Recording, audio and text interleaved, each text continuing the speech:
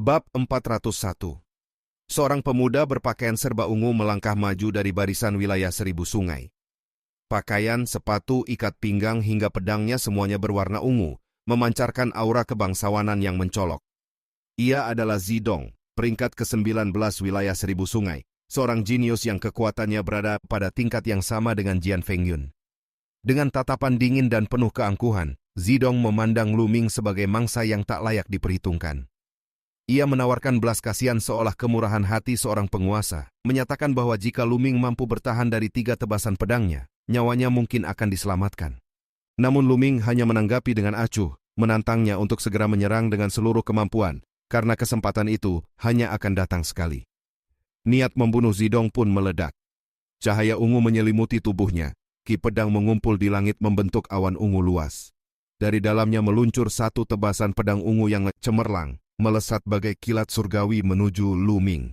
Serangan itu cepat dan mematikan, meninggalkan jejak panjang di udara. Namun yang menyambutnya hanyalah tendangan Lu Ming. Tanpa teknik khusus, hanya tendangan sederhana yang mengandung energi esensial dahsyat, serta kekuatan angin dan api. Tebasan pedang ungu hancur seketika seperti kaca rapuh, dan kaki Lu Ming langsung menghantam wajah Zidong. Wajah pemuda ungu itu remuk sebelum sempat berteriak. Tubuhnya terpental jauh, menabrak pepohonan dan tanah hingga meninggalkan parit panjang, lalu tergeletak ribuan langkah dari tempat semula. Nafasnya hampir putus, tubuhnya kejang, nyawanya berada di ambang kematian. Kengerian menyapu semua pihak. Para pengkhianat seperti Tuan Muda Tian She dan Yan Feixun gemetar dingin, membayangkan wajah mereka sendiri dihantam tendangan serupa. Jian Fengyun yang menyaksikan pun tertegun, namun segera dipenuhi harapan saat menyadari kekuatan Lu Ming jauh melampaui dugaannya. Di pihak wilayah seribu sungai, ekspresi para jenius berubah serius. Pemuda berjubah biru di pusat kelompok memandang Lu Ming dengan kewaspadaan baru. Lu Ming sendiri hanya melirik Zidong yang sekarat, lalu memalingkan muka seolah tak layak diperhatikan. Salah satu jenius wilayah seribu sungai melangkah maju dengan aura membunuh, menyatakan bahwa di antara mereka ada banyak yang setara atau lebih kuat dari Lu Ming.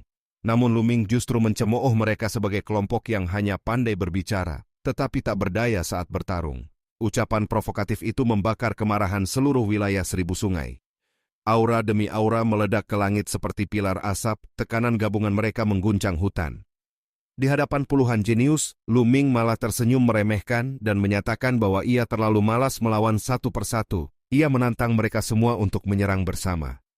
Pernyataan itu menjadi penghinaan telak bagi wilayah seribu sungai. Para pengkhianat justru gembira, yakin kesombongan Lu Ming akan berakhir dengan kematian. Jian Fengyun sebaliknya panik, memperingatkan bahwa 10 jenius teratas wilayah seribu sungai hadir, termasuk pemuda berjubah biru yang merupakan nomor 1 mereka, Jiang Wantian. Ia khawatir Lu Ming akan mati jika menantang mereka semua sekaligus. Namun Lu Ming tetap tak bergeming. Ia mengulangi bahwa tak seorang pun dari mereka akan pergi hidup-hidup. Bahkan ia mengancam akan mulai menyerang jika mereka tak bergerak. Seorang jenius berwajah dingin akhirnya maju, tombak di tangan memancarkan aura tajam. Ia adalah ahli leluhur bela diri tingkat 8 tahap awal, jenius 3 kemenangan. Tanpa banyak kata ia menusuk, cahaya tombak mengoyak udara menuju Lu Ming. Lu Ming memuji tekniknya dengan santai sambil memanggil tombak penakluk iblis. Kedua tombak bertemu dalam dentuman keras, gelombang kekuatan merambat dari ujung ke ujung. Dalam sekejap, energi esensial Lu Ming meledak bersama kekuatan angin dan api. Tombak lawan retak lalu pecah, dan pemiliknya terpental ratusan meter dengan luka tusuk di tubuh serta darah muncrat dari mulut. Setelah menjatuhkan lawan itu dengan mudah, Lu Ming kembali mencemooh bahwa wilayah seribu sungai hanya pandai bicara. Ia lalu menyimpan tombaknya, berdiri santai di hadapan puluhan jenius yang kini benar-benar menyadari kedahsyatan kekuatannya. Pemuda berjubah biru, Jiang Wantian, akhirnya maju dengan wajah sangat serius. Ia menyadari bahwa bahkan dirinya belum tentu mampu menang sendirian. Satu-satunya pilihan adalah menggabungkan kekuatan seluruh wilayah seribu sungai untuk membunuh Lu Ming. Perintahnya jelas agar semua menyerang bersama. Lu Ming justru menyambutnya dengan senyum, menyatakan bahwa pemanasan telah selesai dan kini ia akan mengirim mereka semua ke jalan kematian. Teriakan serangan mengguncang hutan. Jiang Wantian memimpin, auranya tak kalah dari Yu Feiyu. Bersamanya ada 5 jenius lain di tingkat leluhur bela diri 8, serta lebih dari selusin di tingkat 7. Gabungan kekuatan mereka membentuk tekanan dahsyat seperti badai yang hendak menelan segalanya. Para pengkhianat mundur ketakutan, takut terkena dampak benturan para raksasa itu. Jian Fengyun hanya bisa memperingatkan Lu Ming dengan cemas, tak mampu membantu karena luka parahnya. Di tengah kepungan puluhan jenius wilayah seribu sungai, Lu Ming berdiri sendirian tanpa rasa gentar, siap menghadapi serangan gabungan yang mengguncang langit dan bumi. Bab 402. Hampir 20 jenius dari alam leluhur bela diri tingkat 7 ke atas, masing-masing merupakan tokoh Perang Dunia Kedua, menyerang bersama-sama. Ruang di sekitar mereka bergejolak hebat seolah akan runtuh. Energi pedang, cahaya saber, kekuatan tinju, dan bayangan tombak menyatu menjadi arus kehancuran yang mengarah lurus kepada Lu Ming. Lu Ming menghentakkan kaki ke tanah dan mundur cepat sejauh 1000 meter.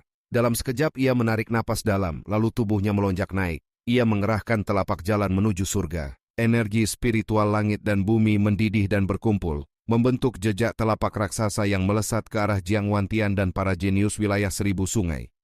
Sebelum telapak itu tiba, tekanan ki yang mengerikan telah membuat semua orang sulit bernapas. Jiang Wantian dan yang lain terkejut melihat kedahsyatan kekuatan tersebut. Mereka meraung dan mengerahkan pertahanan bersama. Jiang Wantian memanggil arus sungai raksasa dengan gelombang mengamuk yang menghantam telapak jalan surga, sementara kilatan pedang dan kekuatan tinju lainnya turut membombardir serangan Lu Ming. Benturan dahsyat bergema berulang kali, setiap hantaman mengikis kekuatan telapak surga. Setelah seluruh serangan gabungan mereka habis, jejak telapak itu hampir runtuh. Mereka bersorak karena mengira Lu Ming hanya mampu mengerahkan kekuatan semacam itu sekali saja. Namun kegembiraan itu seketika padam ketika telapak kedua terbentuk di langit. Para ahli wilayah seribu sungai kembali mengerahkan seluruh kekuatan untuk menahan. Benturan kedua terjadi, tetapi sebelum lenyap sepenuhnya, telapak ketiga telah turun menghantam. Kali ini pertahanan mereka hancur total. Beberapa ahli tingkat 7 tubuhnya retak dan tewas seketika. Para ahli tingkat 8 memuntahkan darah dan jatuh dengan luka parah. Lu Ming tidak memberi kesempatan. Dengan satu lambaian tangan, lebih dari 10 tombak terkondensasi dan melesat. Jiang Wanchun dan yang lain tertembus dan terpaku ke tanah. Dalam beberapa napas, 20 jenius teratas wilayah seribu sungai tewas. Orang-orang yang tersisa terpaku ngeri. Li Qiushui dan Jiang Chun gemetar dengan mata membelalak, tak percaya Lu Ming mampu memusnahkan para jenius terbaik wilayah mereka. Rasa takut merasuk hingga ke tulang. Tuan Muda Tianxie dan Yan Feixun pun sama pucatnya. Tatapan Lu Ming beralih kepada Li Qiushui dan Jiang Chun. Ia memberi mereka kesempatan bertindak. Keduanya runtuh ketakutan dan berlutut memohon ampun dengan cara yang hina. Jiang Chun bahkan mengarang alasan keluarga demi menyelamatkan nyawa. Jian Fengyun menyingkap kebusukan Jiang Chun, menyatakan bahwa ia tidak memiliki keluarga seperti yang diklaim dan justru terkenal menodai gadis-gadis baik. Lu Ming mengakhiri sandiwara itu tanpa ragu. 2 kilatan tombak melesat dan menancapkan Li Qiushui serta Jiang Chun ke tanah. Puluhan pemuda wilayah seribu sungai yang tersisa melarikan diri. Lu Ming memandang sekilas tanpa mengejar, karena sebagian besar tidak memiliki dendam dengannya, dan ia bukan pembunuh haus darah. Sementara itu Tuan Muda Tianxie dan kelompoknya juga berusaha kabur. Lu Ming melangkah, dan dalam sekejap muncul di hadapan mereka. Ketakutan membuat Tianxie mengancam dengan menyebut asal-usul kekaisaran Lu Ming. Namun ancaman itu tak berarti. Lu Ming menyerahkan mereka kepada Jian Fengyun, sebab merekalah yang hendak membunuhnya. Jian Fengyun maju dengan tatapan dingin dan menyerang Tianxie. Pertarungan singkat terjadi. Teknik pedang ular Tianxie dilumat oleh pedang Jian Fengyun. Serangan kedua Jian Fengyun menembus tenggorokan Tianxie dan mengakhiri hidupnya. Yan Feixun berbalik lari, tetapi satu kilatan pedang memenggal kepalanya. Sisa orang dari pegunungan Kaisar Awan juga tewas di bawah pedang Jian Fengyun. Setelah semuanya selesai, Jian Fengyun mengibaskan pedang hingga darahnya terlepas lalu menyarungkannya kembali. Ia memandang medan penuh mayat dengan keyakinan bahwa seorang pengkhianat tidak layak hidup di dunia ini. Bab 403. Lu Ming mengangguk. Kultivasi Jian Fengyun telah mencapai puncak alam leluhur bela diri tingkat 7 dan hanya selangkah lagi menuju tingkat 8.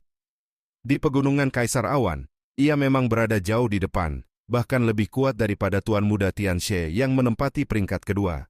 Tentu saja Lu Ming merupakan pengecualian di luar perbandingan itu. Jian Fengyun maju dan menangkupkan tinju sebagai tanda terima kasih karena telah diselamatkan. Lu Ming menanggapi dengan senyum tipis. menyatakan bahwa orang-orang itu memang musuhnya dan tetap akan ia bunuh cepat atau lambat.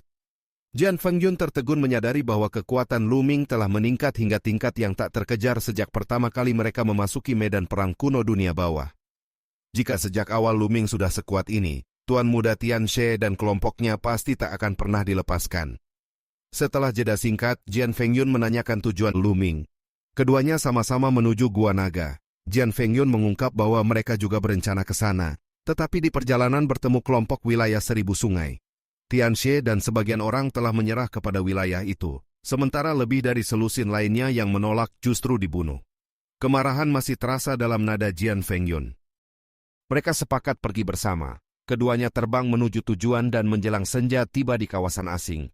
Dari langit terlihat deretan pegunungan raksasa membentang seperti naga sungguhan, bahkan bentuk kepala dan ekor dapat dibedakan samar. Di sanalah sarang naga berada.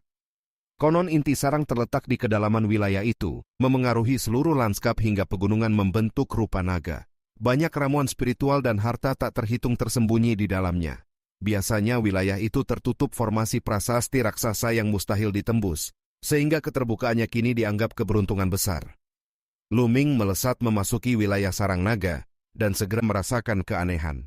Hanya dipisahkan garis tipis, tetapi kepadatan energi spiritual langit dan bumi jauh lebih tinggi di dalam. Energi naga dalam tubuhnya beredar lebih cepat. Tempat itu sangat cocok untuk kultivasi, mempercepat kemajuan jauh melampaui tempat lain. Setelah merenung sejenak, mereka melanjutkan perjalanan. Malam tiba tanpa gangguan roh seperti biasanya di wilayah lain. Mereka menduga Gua Naga mengisolasi masuknya roh-roh itu. Hal tersebut justru menguntungkan karena mengurangi bahaya. Keduanya mendarat di puncak gunung dan bermeditasi. Jian Fengyun memanfaatkan waktu untuk memulihkan luka ringan. Keesokan pagi mereka kembali bergerak menuju kedalaman wilayah. Tiba-tiba terdengar suara angin terbelah dari depan. Seorang pemuda berpakaian hitam berlari kencang, dikejar puluhan sosok.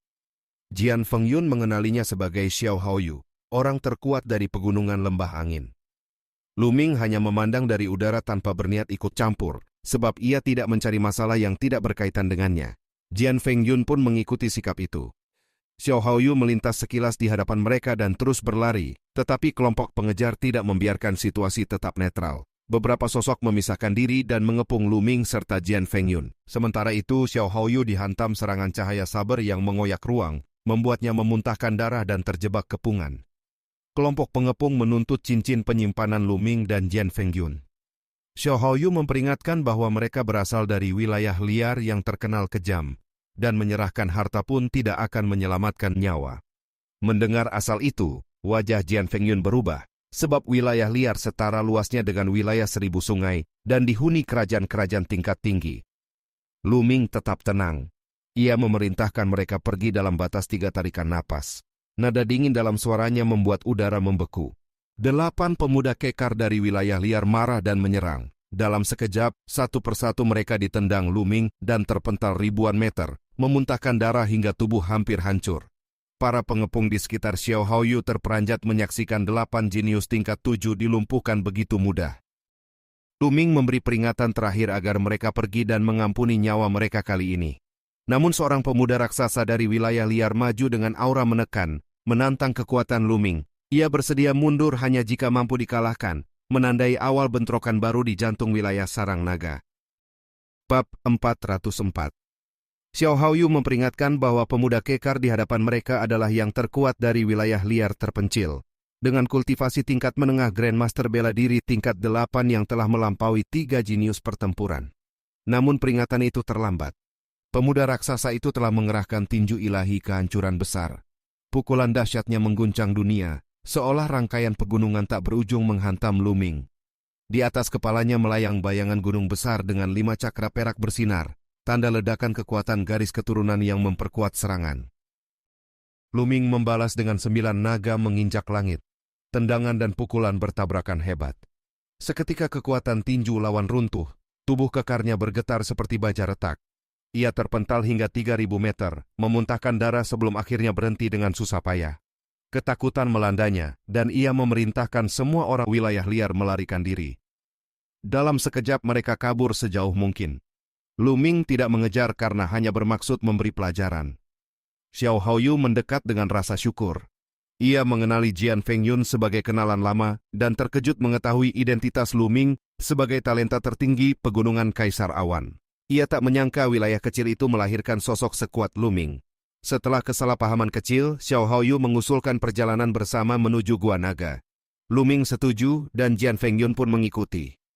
Lu Ming memiliki pertimbangan sendiri. Xiao Haoyu adalah jenius terkuat wilayahnya dengan bakat dan kekuatan setara Jian Fengyun. Kelak saat memasuki pasukan penjaga ilahi langit Empyrean, memiliki sekutu dari berbagai wilayah hanya akan menguntungkan. Bertiga mereka bergerak bersama menyusuri sarang naga. Di perjalanan, Xiao Haoyu menjelaskan alasan dirinya diburu. Para ahli dari wilayah besar sedang memburu para ahli wilayah kecil, terutama yang terkuat, demi mengurangi pesaing dalam seleksi penjaga ilahi langit Empyrean. Jian Fengyun menghela napas melihat kekacauan yang baru sebulan berjalan sudah begitu parah, dan membayangkan betapa lebih ganas tahap berikutnya. Hal itu memang selaras dengan tujuan Istana Ilahi Langit Empyrean, yakni menyeleksi mereka yang mampu bertahan dari bahaya dan ujian. Mereka terbang rendah sambil mencari ramuan spiritual. Sarang naga dikenal sebagai tempat lahirnya harta surgawi. Namun sepanjang puluhan ribu mil perjalanan, hasil mereka minim. Banyak lubang galian menandakan orang lain telah lebih dahulu mengambil harta. Wilayah itu amat luas, dan mereka masih jauh dari inti Gua Naga. Jian Fengyun tiba-tiba melihat sesuatu di lembah bawah. Saat mereka turun, wajah ketiganya berubah. Di lembah tergeletak lebih dari 100 mayat, semuanya telah mengering menjadi mumi. Seluruh darah dan esensi ki mereka seolah tersedot habis. Cara kematian itu aneh dan mengerikan. Xiao Haoyu menduga adanya monster misterius. Lu Ming merenung karena bahkan garis keturunan 9 naga hanya melahap esensi darah dan kekuatan garis keturunan, bukan darah biasa seperti ini. Mereka melanjutkan perjalanan dan tak jauh kemudian menemukan tumpukan mayat lain dengan kondisi sama. Xiao Haoyu mengenali sebagian sebagai orang wilayah liar. Bahkan pemuda raksasa yang sebelumnya dilumpuhkan Lu Ming juga termasuk di antaranya. Fakta bahwa ahli terkuat wilayah liar pun tewas di sini membuat suasana makin muram. Tempat itu terlalu menyeramkan, seolah maut tak terlihat berkeliaran. Lu Ming memutuskan mereka harus segera pergi.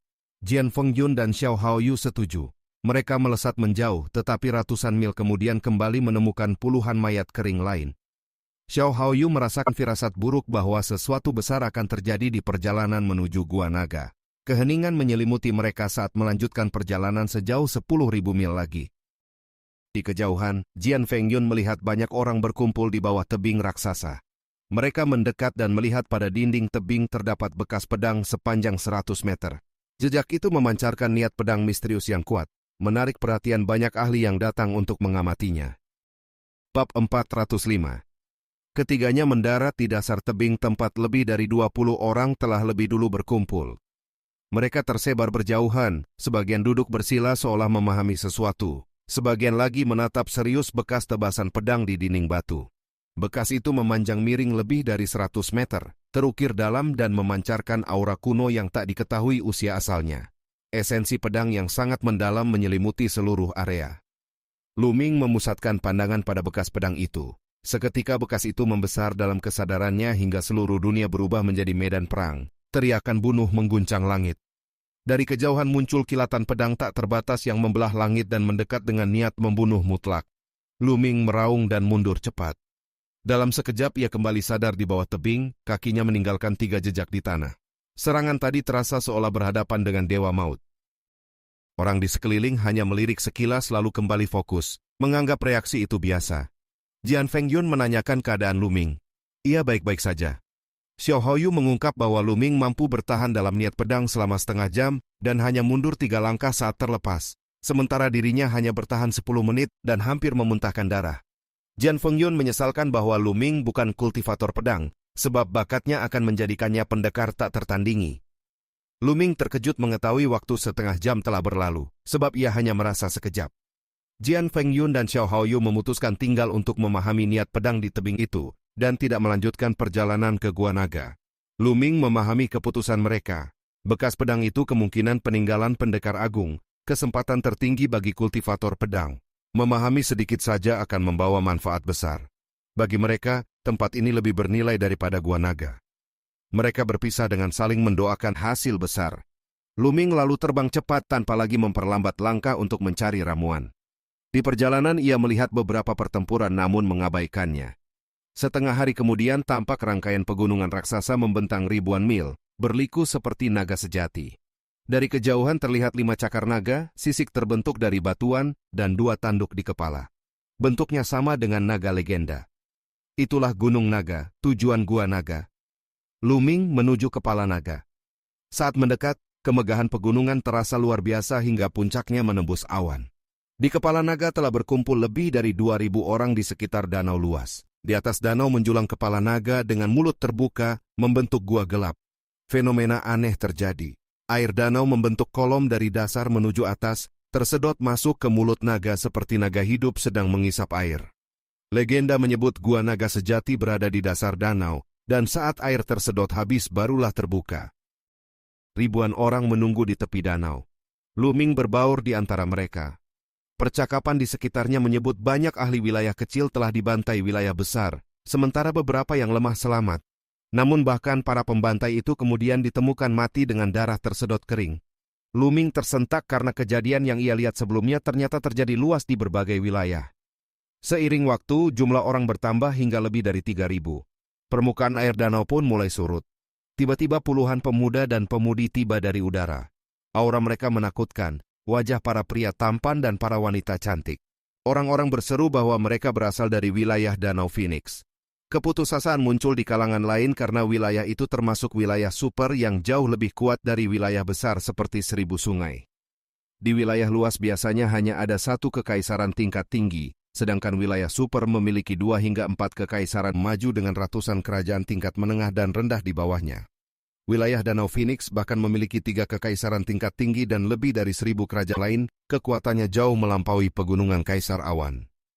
Perhatian tertuju pada seorang pemuda berjubah Phoenix di antara rombongan itu. Ia adalah Chi Chisuan, jenius nomor 1 wilayah Danau Phoenix, jenius pertempuran tingkat 4 dengan kultivasi puncak leluhur bela diri tingkat 8. Sosok tak tertandingi dari wilayah super. Luming memandangnya. Pemuda itu tampan namun bermata dingin dan angkuh. Orang-orang wilayah Danau Phoenix di sekitarnya juga memancarkan kesombongan serupa saat melayang di udara, menunggu terbukanya Gua Naga. Bab 406. Suara dengung tajam menggema dari kejauhan dan segera menarik perhatian seluruh orang di sekitar danau. Sekelompok jenius dari wilayah pegunungan api berkobar telah tiba. Kedatangan wilayah super lain membuat banyak orang semakin tertekan, sebab peluang untuk mendapatkan bagian dari Gua Naga menjadi semakin kecil. Di antara rombongan itu tampak Bu Feifan, sosok terkuat pegunungan api, yang langsung memicu kegemparan. Para jenius dari wilayah Danau Phoenix memperlihatkan raut waspada. Huang Chixuan saling berhadapan dengan Bu Feifan di seberang danau. Keduanya memancarkan aura saling menantang. Tidak lama kemudian, puluhan cahaya pelangi melesat dari langit dan berubah menjadi rombongan baru.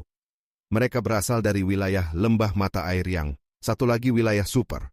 Kedatangan mereka membuat suasana semakin tegang, sebab kini 3 wilayah super berdiri di 3 sisi danau, saling berjaga dan mengamati. Arus kedatangan terus berlanjut hingga jumlah orang melampaui 4.000. Tepian danau penuh sesak oleh para kultivator dari berbagai wilayah. Setengah jam kemudian, seorang pemuda berjubah abu-abu muncul di atas danau tanpa suara. Penampilannya sederhana dan tidak mencolok, namun begitu Huang Chixuan, Bu Feifan, dan Sun Chu melihatnya, ekspresi mereka berubah serius. Pemuda itu adalah Xuan Fong dari kota Tandus kuno, tempat misterius yang jarang mengirimkan orang keluar. Setiap orang yang berasal dari sana dikenal sebagai monster tak tertandingi. Kehadirannya menambah keyakinan banyak orang bahwa Gua Naga menyimpan kesempatan luar biasa. Walau ribuan orang berkumpul, perhatian 3 wilayah super tetap terfokus satu sama lain dan pada Xuan Fong. Setelah jumlah peserta stabil, Huang Chixuan menyapu kerumunan dengan tatapan hina. Ia memandang rendah para kultivator dari wilayah kecil yang berharap memperoleh harta Gua Naga. Ucapan penghinaan itu membuat banyak wajah berubah, tetapi tak seorang pun berani membantah karena takut pada kekuatan Danau Phoenix. Huang Chixuan kemudian mengusulkan kepada Bu Feifan dan Sun Chu agar mereka membersihkan seluruh orang lemah sebelum memasuki Gua Naga. Usul itu langsung disetujui. Para kultivator dari wilayah besar diizinkan tetap tinggal, sementara mereka yang berasal dari wilayah kecil diperintahkan menyingkir. Tekanan mematikan menyelimuti udara ketika para jenius wilayah super melepaskan aura mereka. Tak semua orang mau mundur.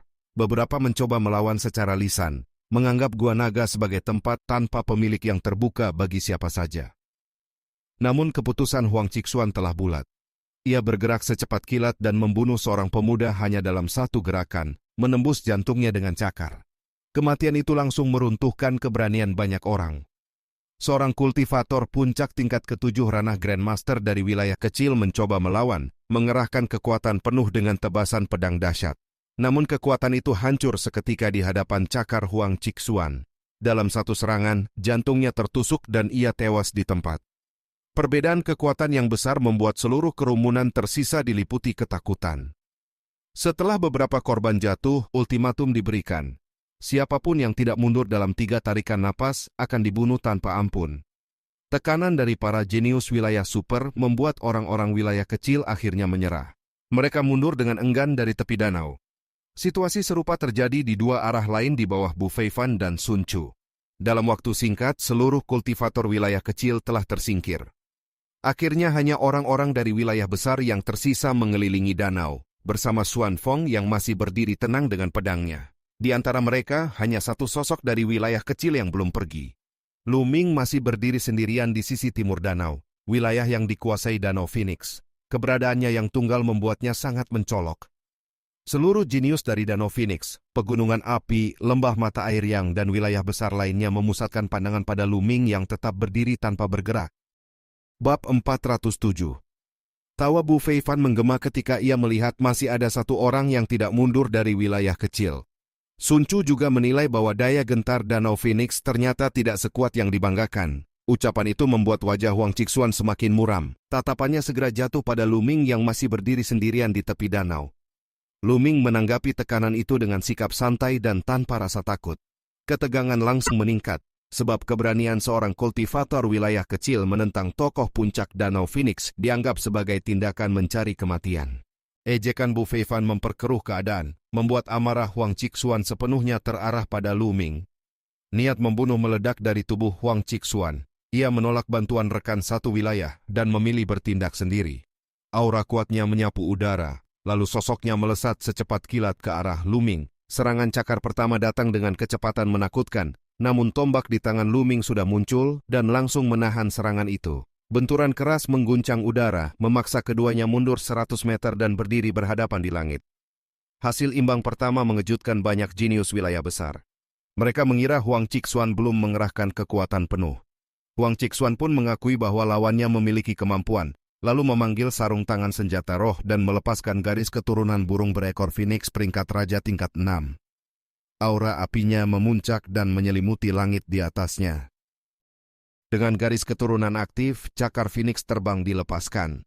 Ruang udara seakan terkoyak oleh cahaya cakar merah menyala yang membawa kekuatan api sempurna. Lu Ming menanggapi dengan mengaktifkan meridian darah kedua dan menggabungkan kekuatan angin serta api ke dalam cahaya tombak padat. Benturan kedua kembali berakhir imbang, memicu gelombang energi yang mengguncang danau dan daratan sekitarnya. Huang Qixuan meraung marah dan melancarkan rentetan cakar bertubi-tubi. Setiap ayunan hampir merobek ruang. Lu Ming menghadapi semua itu tanpa mundur, tombaknya beradu dengan cakar dalam dentuman berulang yang mengguncang langit. Energi liar menyapu pegunungan sekitar. Sebuah puncak gunung hancur ketika Lu Ming menghindar, sementara cahaya tombaknya menembus tanah hingga membentuk lubang raksasa. Para penonton mundur jauh karena takut tersapu dampak pertempuran. Hanya Bu Feifan, Sun Chu, dan Xuan Feng yang tetap berdiri di udara. Aura mereka menahan gelombang kehancuran. Setelah lebih dari 10 pertukaran, belum ada pihak yang unggul. Huang Qixuan lalu memunculkan teknik lebih kuat.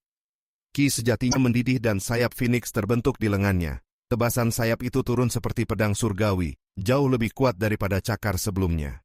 Lu Ming melangkah maju dan mengerahkan langkah pertama teknik 9 naga menginjak langit.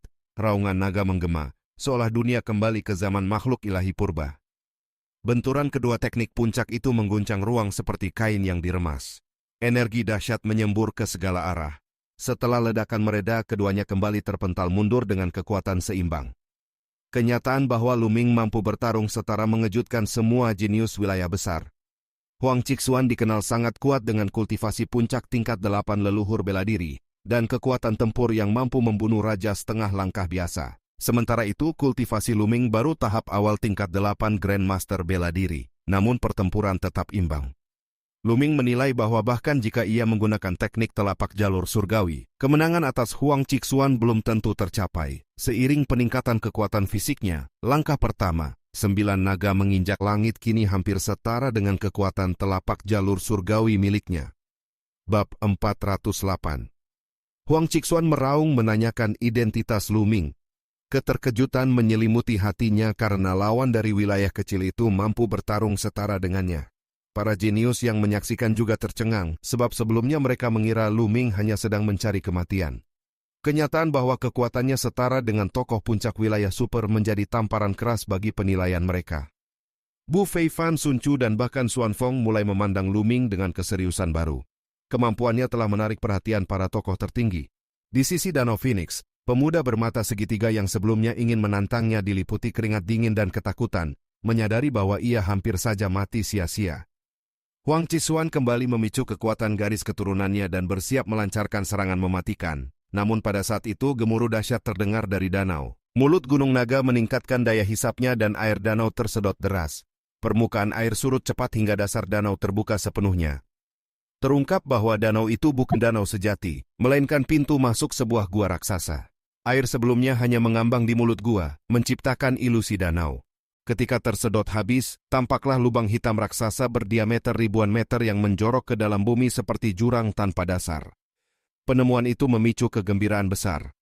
Banyak orang yakin bahwa tempat itu adalah sarang naga sejati pada masa lampau. Huang Chixuan menahan niat bertarungnya karena takut melewatkan kesempatan memasuki gua naga. Ia memberi ancaman terakhir kepada Lu Ming, lalu memimpin orang-orang Danau Phoenix terjun ke dalam gua. Lu Ming pun mengikuti, menyadari bahwa pertarungan hidup mati di luar hanya akan membuang kesempatan.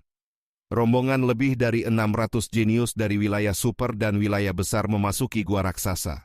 Mereka terbang turun belasan ribu meter sebelum jalur berubah miring.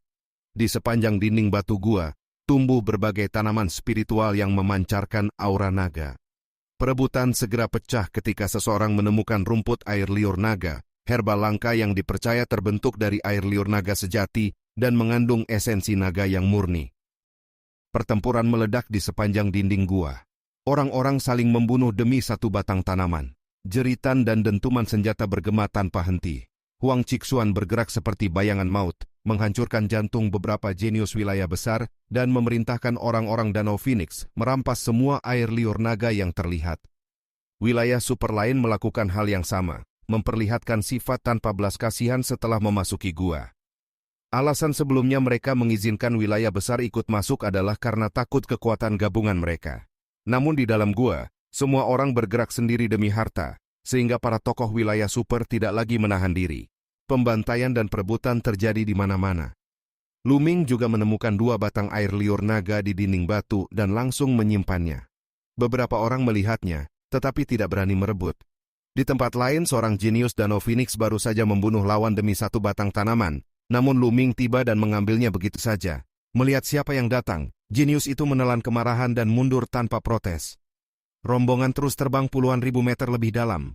Sepanjang jalan korban berjatuhan hingga lebih dari 100 orang tewas. Dari 600 lebih peserta, jumlahnya menyusut menjadi sekitar 500. Akhirnya lorong gua bercabang menjadi 3 jalur besar.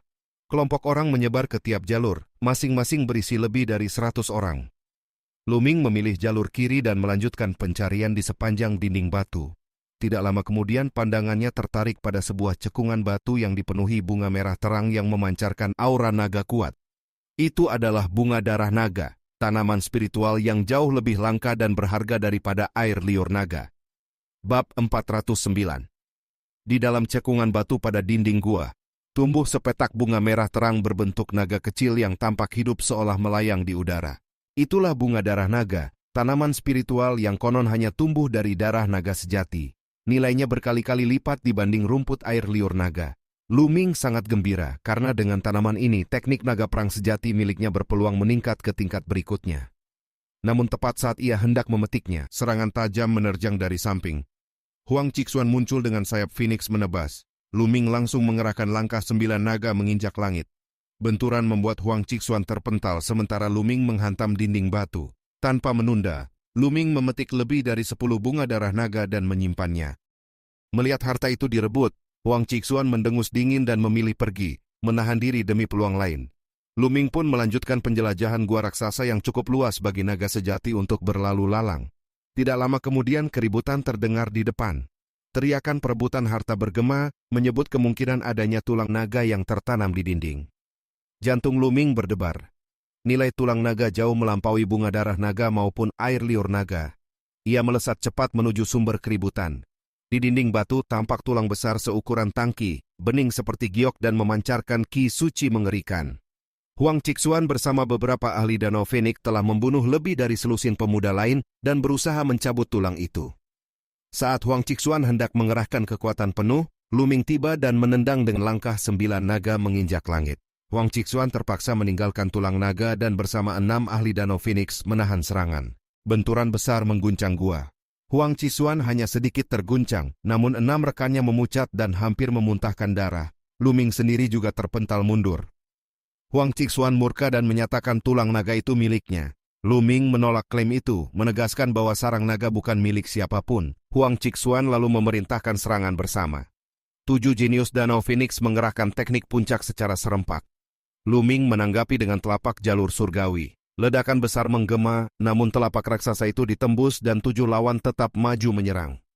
Melihat dirinya ditekan jumlah, Luming memanggil telur batu yang tergantung di rambutnya, yang ia beri nama Dandan. Telur itu membesar seukuran kepala manusia dan melesat menuju salah satu ahli Danau Phoenix. Serangan cakar lawan diabaikan begitu saja. Dandan memantul dan menghantam wajahnya tepat di hidung. Tulang hidung langsung remuk dan wajahnya hancur tak dikenali. Jeritan menyayat bergema di gua. Dandan kembali ke sisi Luming dengan gerakan meloncat gembira. Huang Cixuan dan yang lain tercengang melihat benda aneh itu kebal terhadap energi. Mereka menuduh serangan curang, namun Luming mengecam kemunafikan mereka. Pertempuran berlanjut dan Dandan kembali melesat. Seorang ahli Danau Phoenix lain dipukul tepat di wajah, hidung dan mulutnya remuk dalam sekejap hingga tak mampu bertarung lagi. Sisa ahli Danau Phoenix diliputi ngeri. Huang Cixuan menyadari bahwa telur batu itu tidak terpengaruh energi dan memerintahkan penggunaan senjata. Luming justru menunjuknya sebagai target berikut. Dandan melesat ke arahnya. Huang Cixuan mengerahkan sarung tangan senjata roh dan mencoba menangkap, namun Dandan berbelok di udara dan menghantam wajahnya tepat sasaran. Huang Cixuan menjerit dan mundur. Ia sempat membalas memukul Dandan hingga terpental, namun telur batu itu segera kembali ke sisi Luming. Wajah Huang Cixuan tidak separah 2 rekannya, tetapi hidungnya bengkok, beberapa gigi tanggal, dan darah mengalir deras. Keadaannya sangat menyedihkan bagi seorang jenius puncak wilayah super. Raungan kemarahan Huang Cixuan menggema di gua. Beberapa kultivator yang melintas tertegun melihat tokoh Danau Phoenix itu dipukuli hingga cacat oleh Luming dan telur batunya. Pertempuran memperebutkan tulang naga kini berubah menjadi penghinaan telak terhadap kebanggaan Huang Cixuan. Bab 410. Luming terus menekan dengan telapak jalur surgawi, sambil mengarahkan Dandan melesat mengikuti jejak telapak itu. Huang Cixuan dan para ahli Danau Phoenix seketika pucat. Mereka terpaksa membagi perhatian antara menahan telapak raksasa dan menghadapi telur batu yang kebal serangan energi. Huang Cixuan memerintahkan rekan-rekannya menahan telapak jalur surgawi. Tanpa dirinya, 6 ahli Danau Phoenix langsung terguncang hebat dan batuk darah saat menahan kekuatan telapak Luming. Pada saat yang sama, Dandan menghantam Huang Cixuan lagi. Walau berusaha keras menahan, ia tetap terkena pukulan telak. Semua giginya hancur, mulut dan hidungnya remuk hingga wajahnya berubah tak berbentuk. Dandan kembali meloncat di bahu Luming dengan gerakan puas. Huang Cixuan kini tak lagi berani memperebutkan tulang naga. Ia memerintahkan mundur dan melarikan diri bersama orang-orang Danau Phoenix, menanggung penghinaan dan kebencian mendalam. Luming tertawa keras dari belakang, membuat Huang Cixuan hampir memuntahkan darah lagi. Para kultivator lain yang menyaksikan hanya bisa merinding dan diam-diam bersumpah tidak akan memprovokasi Luming. Setelah lawan pergi, Luming mendekati tulang naga yang tertanam di dinding. Tulang itu putih seperti giok, bening kristal, memancarkan ki suci yang masih sangat kuat walau telah melewati waktu panjang. Ia menyadari bahwa ini kemungkinan benar-benar tulang naga sejati. Dengan harta ini, teknik naga perang sejati miliknya bisa melonjak jauh. Luming menggenggam tulang naga dengan kedua tangan dan menarik sekuat tenaga. Dinding batu retak namun belum runtuh. Ia mengerahkan seluruh kekuatan fisik dan mengaktifkan penuh teknik naga perang sejati, menjejak dinding dan menarik lebih keras. Batu di bawah kakinya meledak, dan tulang naga perlahan terlepas hingga akhirnya tercabut sepenuhnya. Tulang itu sepanjang 3 meter dan setebal tangki air di pangkalnya, menipis di ujung seperti tulang jari naga. Luming sangat gembira dan segera menyimpannya. Para kultivator di sekitar hanya bisa memandang iri tanpa berani merebut, mengingat bahkan jenius Danau Phoenix telah dipukul babak belur olehnya.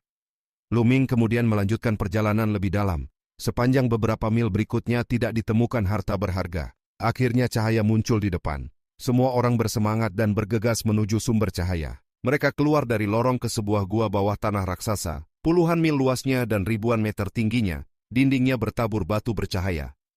Dari 2 lorong lain, Bu Feifan, Sun Chu, dan Xuan Feng juga muncul.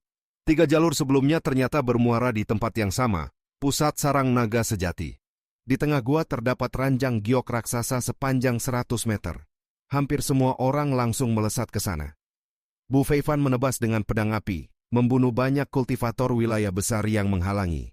Sun Chu dan Xuan Feng juga menerobos dengan kekuatan menakutkan. Huang Cixuan yang wajahnya hancur ikut menyerbu bersama Danau Phoenix. Semua mengincar ranjang giok itu.